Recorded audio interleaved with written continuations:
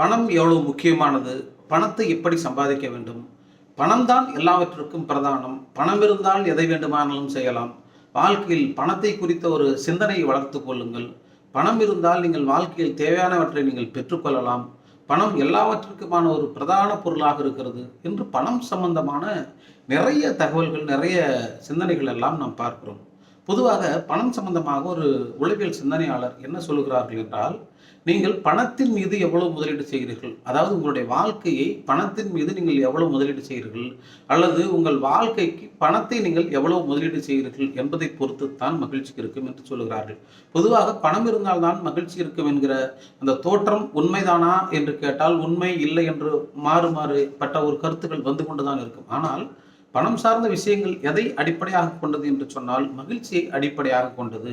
எல்லோரும் பணம் சம்பாதிக்க நினைக்கிறார்களே ஒழிய, அந்த பணம் எதற்காக என்றால் மற்றவர்களை நாம் இம்ப்ரெஸ் பண்ணணும். மற்றவர்களை நம்ம அதை ஒரு நம்மளை பார்த்து அவங்க ஒரு மாதிரி காண்டாகணும் அப்படின்னு நினச்சி தான் பணம் சம்பாதிக்க நினைக்கிறதான்னு வில் ஸ்மித்துங்கிற நடிகர் கூட சொல்லியிருக்காரு.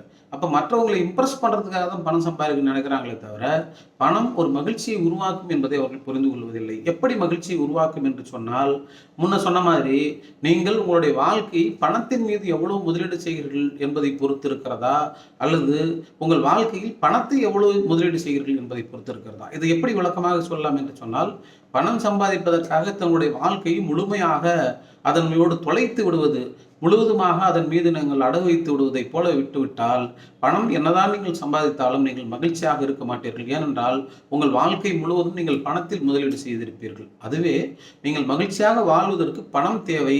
அப்படி என்று வருகிற பொழுது உங்கள் பணத்தை உங்கள் வாழ்க்கையில் எவ்வளவு முதலீடு செய்கிறீர்கள் என்பதை பொறுத்து உங்களுடைய மகிழ்ச்சி அமையும். எனவே நீங்கள் ஒன்றை புரிந்து கொள்ள வேண்டும்.